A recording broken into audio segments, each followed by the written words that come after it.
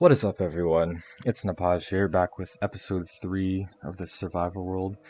For what I believe is actually the first time on my channel, although I've made all my old videos private, this is the first time I've actually reached episode 3 without quitting a series, so this is uncharted territory for me. In this episode, I'm going to try to make my commentary very content-driven, as opposed to telling a story. I just wanted to mix it up, so tell me if you guys prefer this or storytelling, because I really don't know.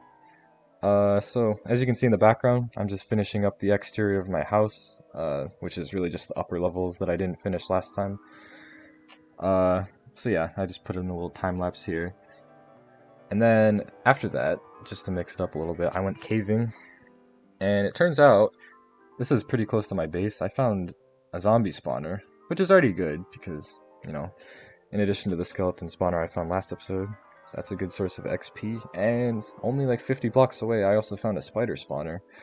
Unfortunately, I don't think they're close enough to each other where I could make a double spawner system, but I can check that out later. But yeah, after I found that, I found a zombie villager on my way back home, which is the first one I've found in this world. And for those of you who play Bedrock, I don't know if this is the same, but if you cure a zombie villager, you can get some pretty ridiculous trades. So for this guy, I really wanted to get mending because, as you can see, my pickaxe and shovel aren't looking too hot in terms of durability. So yeah, I cured this villager, or this zombie villager, and I wanted to get a mending villager. In the meantime, I tried to enchant a sword, and I just got looting, which wasn't really that good, so I just disenchanted it. In retrospect, I probably should have just kept it and made another sword, but hey, you live and you learn, right? But yeah, it took me about 10 to 15 minutes to get this villager with a mending trade, which isn't bad, honestly. It can take me upwards of like 30 minutes. So 15 minutes is not bad, and getting mending for 1 emerald is a pretty sweet deal, so I'm not going to complain. You see this wall? It's pretty boring. Let's spice it up a little bit. Look at that. Now it has texture, and it looks so much better. Here's a little panoramic, just so that you can see it from the outside. I like to do this with my builds because if I just have a flat, smooth stone wall, that's not particularly appealing to look at. So if you just add in a little andesite and cobblestone, it instantly makes it look a lot better, at least in my opinion. You guys can let me know what you think. But after that, I went out search. I was actually trying to go get kelp because I'm going to be making a mob spawner later. But in the meantime, I found a buried treasure map.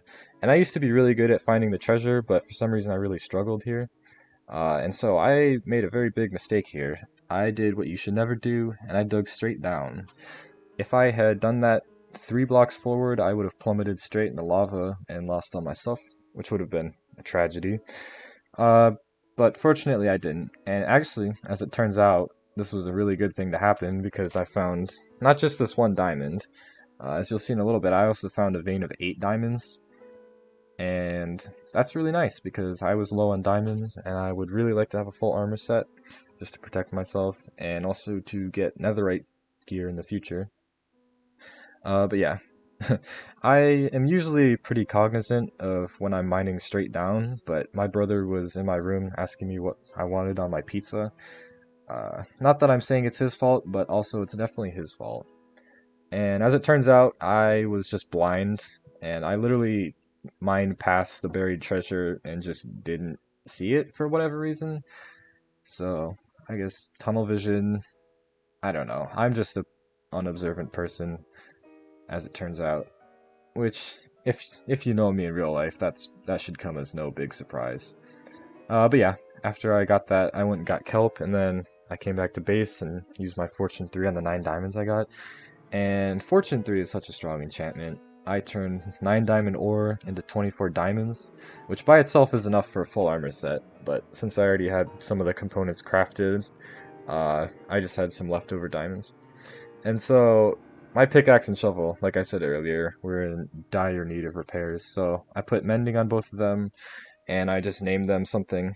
I always name my pickaxes Silk Touch or Fortune, just so that I don't have to look at them in my inventory. I can just scroll over them and see which one I'm using.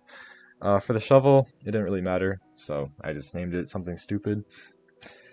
Uh, But yeah, after I did that, I mined straight down again. But this time there were no problems. So mending is all well and good, but mending doesn't work unless you have some sort of XP source to repair your tools. So with the skeleton spawner that I had found in the episode 1 actually, I decided it would be a good idea to build a skeleton spawner. Early in the episode, obviously we found the zombie and spider spawners, but I thought that a skeleton spawner might be the best thing to get early, because at some point I want to build something with bone blocks, because I feel like they're a nice, light colored block that has a nice texture. They kind of remind me of logs, where they kind of, I don't know if you guys will understand this, but like they have a certain direction, right? So obviously when you place down logs, there's like the bark and then the inside. I feel like bone blocks kind of have that, where they're like a good structure block. I don't know if that makes sense, but I just wanted to get some bones because I think they're a good block to build with. So yeah, I followed a guide for the skeleton spawner, which I don't know if it works on Bedrock. I'm assuming it would. I don't see why it wouldn't, because I'm pretty sure like water physics and bubble elevators work the same. I'll link that in the description because it was really helpful, and this spawner is pretty powerful. But yeah, let me know if it works for you Bedrock guys if you used it.